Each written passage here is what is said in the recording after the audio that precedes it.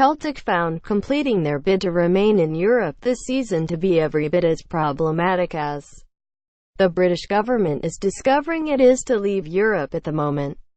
The first Champions League group game victory at Parkhead in 4 long years, which Brendan Rodgers and his players had hoped to treat their supporters to, eluded them on what proved to be a difficult evening. The Scottish champions were dominated for lengthy spells of the match by their Belgian rivals and ended up losing due to the own goal which their centre-half Jozo Simunovic netted midway through the second half. For a while, it even looked a distinct possibility they could lose by a greater margin and squander their opportunity to finish third in Group B in progress to the knockout rounds of the Europa League. Having won 3-0 away from home against the same opponents back in September, that would have been nothing short of a disaster.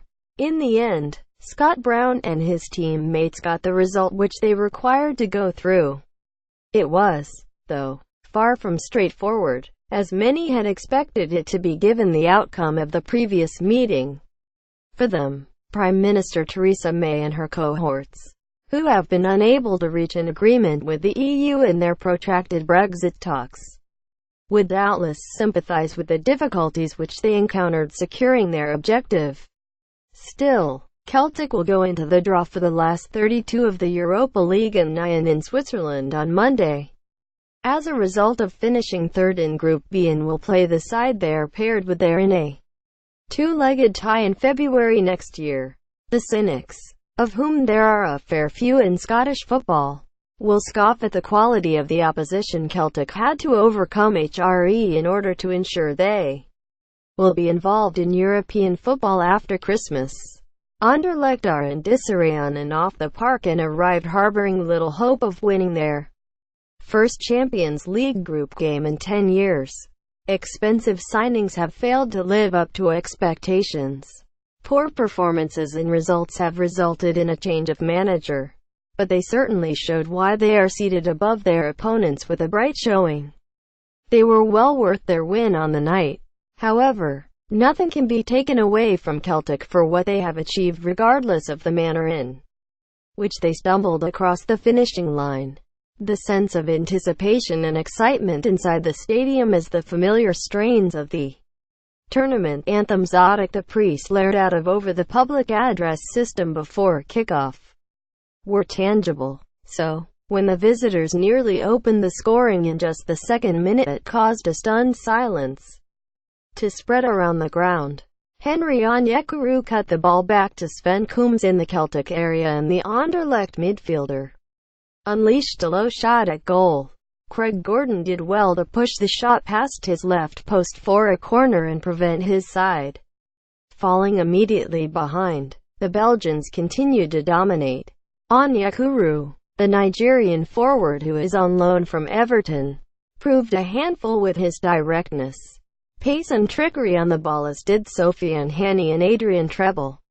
Gordon saved an acrobatic effort from French winger Treble in the 17th minute and then held a long-range attempt from the same player after 28 minutes.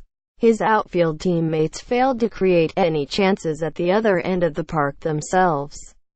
The fact that Hein van Haasbrouck's side needed to win and win comfortably in order to progress, while Rodgers' team could afford to lose by a 2-goal margin, was possibly the reason for the respective displays. Still, Celtic were as poor as Anderlecht were impressive. Their passing, in particular, was woeful. When Dedrick Boyata played the ball straight to his opposite number Coombs 4 minutes before half-time, despite not being under any pressure, summed up how far off their best the home side were. Perhaps their heavy schedule, they had played Motherwell 3 times in the space of 6 days leading up to this tie, had taken a toll on the hosts. Whatever the reason, their manager had seen quite enough. He made 2 substitutions at halftime, with Olivier Ntcham replacing the flat Stuart Armstrong in midfield and Tom Rogic taking over from the equally subdued Scott Sinclair further forward. The changes had an immediate impact. Celtic started playing with far greater fluency and urgency. James Forrest and Kieran Tierney came into the game far more on the right and left flanks, respectively, and the crowd's mood lifted when Anderlecht keeper Frank Boak pushed a tame Forest effort wide in the 56th minute. They won their first corner of the match. That told its own sorry story. The opening goal 6 minutes later came very much against the run of play.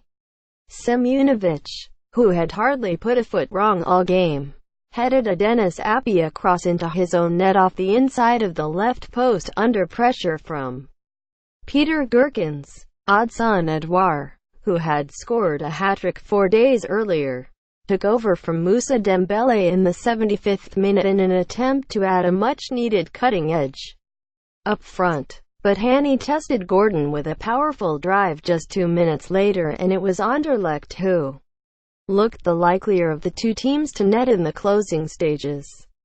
Securing European football after Christmas is a fine accomplishment for Rodgers and his charges, but they will have to perform better if they are to go further.